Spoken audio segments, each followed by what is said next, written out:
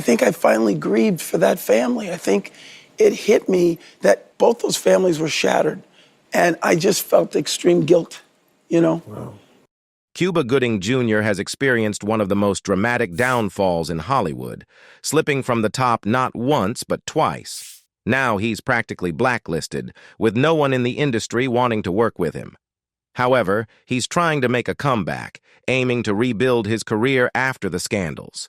Recently, Cuba has spoken out about who he believes is truly responsible for ruining his career, and you won't believe who he blames for. What has Gooding been accused of? Cuba Gooding Jr. S. fall from grace took a severe turn in 2019 when he was arrested after a woman accused him of groping her at a nightclub in New York City. This incident led to a criminal case where 2 additional women came forward with similar allegations. By 2022, Gooding pleaded guilty to 1 count of forcible touching against one of the women, which allowed him to avoid jail time.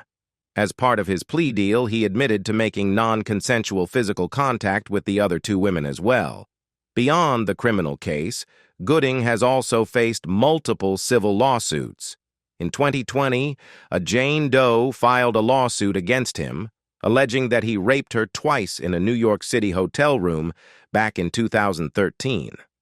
Just as the case was set to go to trial in June 2023, Gooding reached a last-minute settlement with the accuser, sparing him a public court battle but further clouding his reputation.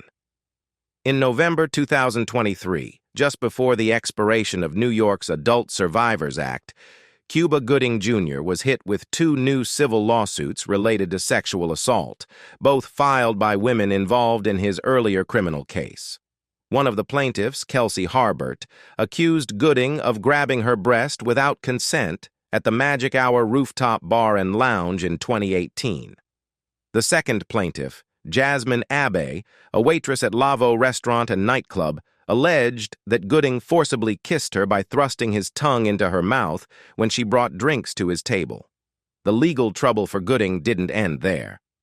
In March 2024, a man named Jones filed a separate civil lawsuit, accusing the actor of sexual harassment and assault. The incident allegedly occurred on Sean Diddy Combs' yacht, where Jones claims Gooding assaulted him while aboard the vessel.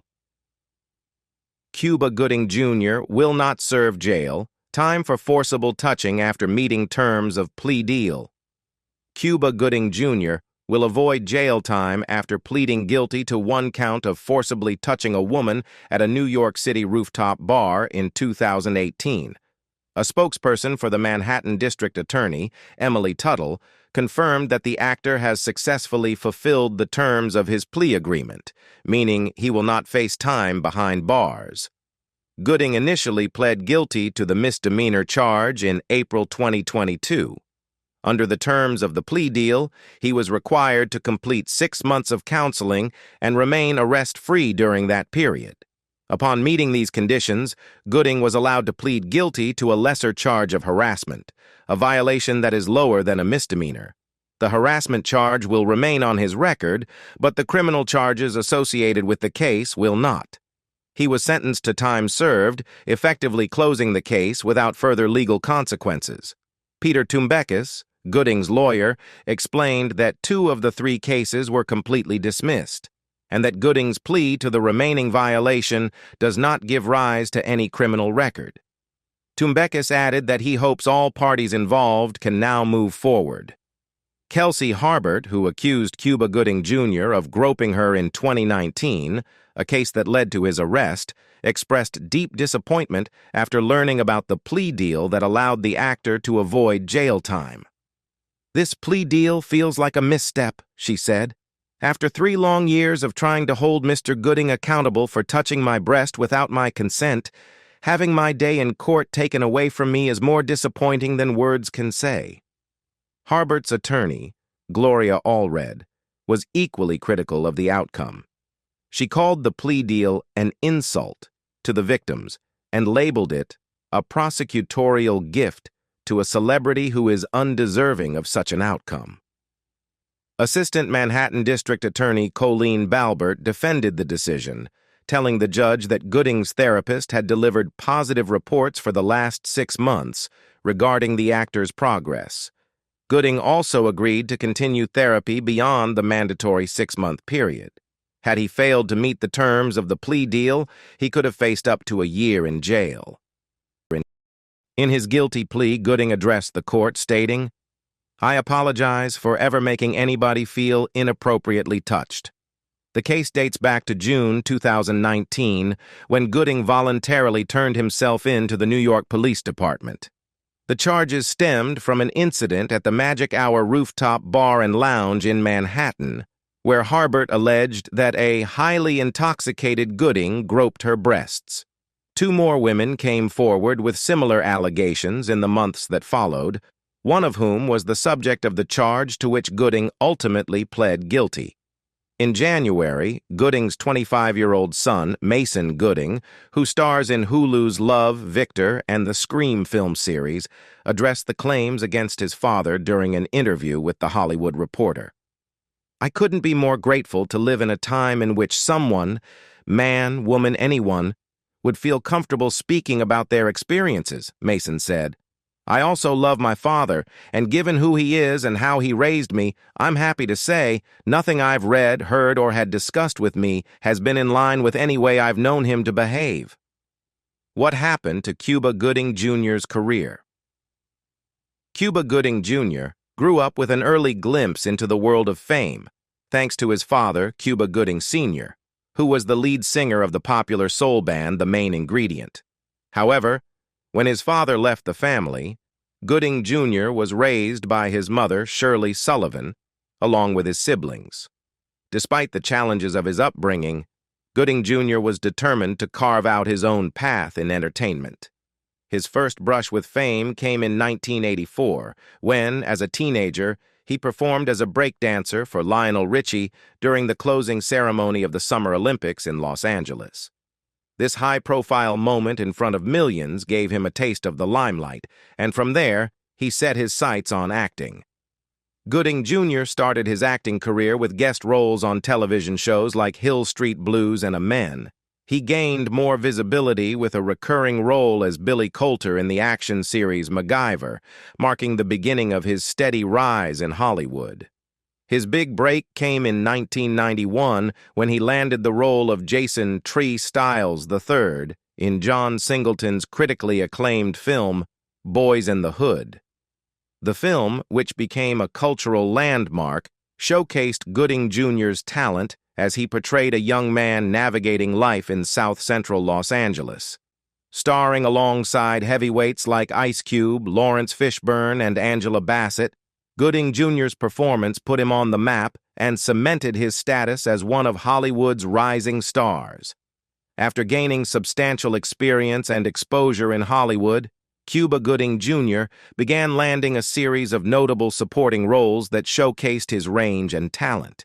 In 1992, he played Abraman Lincoln Haynes in the boxing drama Gladiator, followed by the role of Corporal Carl Edward Hammaker in A Few Good Men, a military courtroom thriller that starred Tom Cruise, Jack Nicholson, and Demi Moore. By 1994, he had taken on the role of Major Salt in the medical disaster film Outbreak, which featured an ensemble cast that included Dustin Hoffman and Morgan Freeman.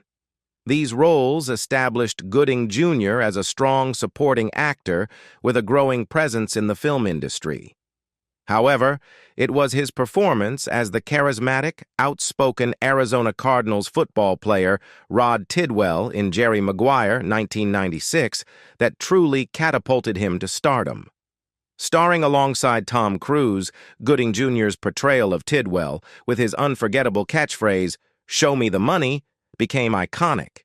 The role earned him widespread acclaim and, ultimately, the Academy Award for Best Supporting Actor in 1997. At the time, some critics and industry insiders felt that the Oscars may have been biased in his favor, suggesting that other actors may have been more deserving.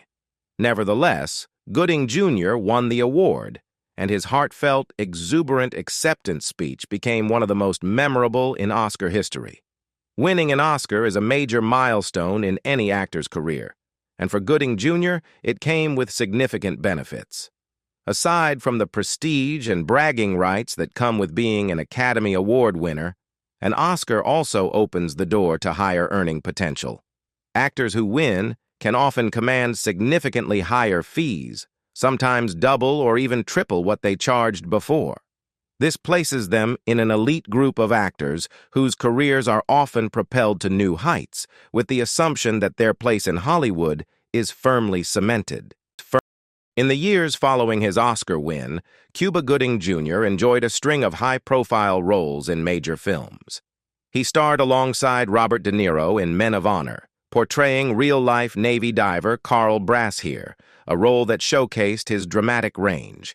In Pearl Harbor, Gooding Jr. played Doris Dory Miller, a heroic cook who manned an anti-aircraft gun during the attack on Pearl Harbor, earning him further recognition. His earlier role in As Good as It Gets, which went on to win multiple awards, also contributed to his continued visibility in Hollywood. These projects culminated in Gooding Jr. receiving a star on the Hollywood Walk of Fame in early 2001, a testament to his growing status as one of the industry's most promising talents. But as fame flooded in, Cuba started becoming more selective with the roles he chose, something that's not uncommon among top-tier actors. In Hollywood, many successful actors carefully pick their projects to maintain their brand and ensure their career longevity, so on the surface, his decision to be choosy wasn't out of the ordinary. However, Gooding's issue wasn't his pickiness, but his poor judgment in selecting roles. While he was turning down critically acclaimed projects, he was saying yes to films that flopped both commercially and critically. His career choices seemed baffling, especially for someone who had just won an Oscar. For example, Gooding turned down several significant roles that could have elevated his career to even greater heights. He passed on leading roles in Hotel Rwanda, Amistad, Collateral, and The Last King of Scotland, all films that went on to become highly successful. His reason for rejecting The Last King of Scotland, where he was offered the role of Ugandan dictator Idi Amin, was particularly surprising. Gooding reportedly didn't want to play a bad guy, which is odd given that, as an actor, taking on diverse roles, good, bad, or complex, is part of the craft. Forrest Whitaker ultimately accepted the role in The Last King of Scotland and won an Oscar for his chilling portrayal of Amin. Gooding, by turning it down, missed a prime opportunity for what could have been his second Academy Award. As he repeatedly turned down these high-profile projects, directors and producers grew frustrated with Gooding's decision-making and attitude. Although he had an Oscar, Hollywood's interest in him started to dwindle. What he seemed to forget was that Hollywood is filled with talented actors, many of whom didn't have Oscars but were still excellent at their craft, and they were more than willing to accept roles for less money and with fewer conditions. Cuba Gooding Jr.'s pickiness with roles went beyond normal selectivity. It became a real problem that caused many in Hollywood to give up on him. His ego started to get in the way, and he earned a reputation as a diva who was too difficult to pin down for projects. Even he admitted later on that he knew he was being hard to work with, saying, "I had all these big directors offering me roles, and I read their scripts and said, I don't think this part is right for me. And what happens is, if you offend enough big directors, you get taken off of their list." Gooding claimed his motivation was to protect the prestige of his Oscar, explaining that he wanted to show people he could do better and take on roles that would maintain the integrity of his Academy Award win. While it was admirable that he wanted to prove his range, the reality was that Hollywood's patience with him was wearing thin. Turning down so many high-profile offers meant fewer opportunities in the future, and the directors he snubbed stopped considering him for major roles. His obsession with safeguarding his Oscar, however, didn't pay the bills. While living lavishly after his win, buying homes for his mother and mother-in-law, splurging on luxury cars, flying in private jets, and enjoying an extravagant lifestyle, he soon found himself in financial trouble. The once consistent flow of offers dried up, and he quickly realized that maintaining his image wasn't going to put food on the table. He went from being a highly sought-after actor to someone who was growing desperate for work. In the years following his Oscar win, Gooding was forced to accept any role that came his way, whether it was in small, low-budget films or direct-to-video projects. His career never truly found its footing again until he landed the role of O.J. Simpson in American crime story The People vs. O.J. Simpson. His portrayal of the infamous football star and murder suspect earned him critical acclaim, and he was even nominated for an Emmy Award for Outstanding Lead Actor. It seemed like his career might finally be on the upswing again. But that success was short-lived. Shortly after the series aired, his personal life began to unravel. His wife of 20 years filed for divorce, reportedly fed up with his infidelity. There were rumors that Cuba had started cheating on her just 3 days after their wedding. After the divorce, his behavior seemed to spiral even further, leading to a series of scandals and accusations. Multiple women came forward, accusing him of inappropriate behavior, and he soon found himself at the center of several sexual misconduct allegations, as we talked about before. Many people would agree that Cuba Gooding Jr. messed up his own career, but he sees things differently. He feels that he was treated unfairly by the industry. According to him, many other actors, especially white ones, have done far worse things, yet they continue to succeed. He believes that the industry let him down because he didn't let them control him, and they didn't want to see a black man succeed. The idea that Hollywood elites control and sabotage black artists' careers is a topic of debate. Some, like Cat Williams and Kanye West, believe there's truth to this theory. It's a common belief that conspiracy theories often have a kernel of truth, especially in Hollywood. There's a perception that many people disappear or are manipulated to maintain control over them. This idea is supported by some who think the industry wants to exploit and traumatize individuals. One fan expressed sadness over Gooding's situation, noting, "I'm so disappointed this happened. He was great in American Horror Story and American Crime Story, but many believe he's responsible for his own downfall." Another comment read, "Cuba Gooding Jr. is that guy who always asks where his hug is and tries to separate you from your friends when you're out. What a total jerk." And someone else added, "I'm not surprised Cuba Gooding Jr. is a creep. He played his character Radio too well. Always thought there was something off about him. What he's saying about reclaiming his spot in Hollywood." As Cuba Gooding Jr. promotes his latest Christian film from Epic Studios, he's addressing the allegations that have clouded his career. Despite the turmoil, Gooding says the challenges have only made him stronger, and he's confident about making a comeback in mainstream Hollywood. In a July 31, 2024 interview on News Nation's Dan Abrams Live, he was asked if he felt regret, sorrow, or apologies for what happened, to which he responded that the experiences have made him a better person. "Everything that happens in my life is for a reason," Gooding explained. "I believe that, and if I stay on my path, whatever that is, the end result will be making me stronger and a better person and a better father. That's where I am right now." He remains hopeful about returning to the Hollywood fold and securing roles with major studios in the future. "Oh, sure," he said confidently. 100%. You've got to remember, we in Hollywood talk to each other. We see each other.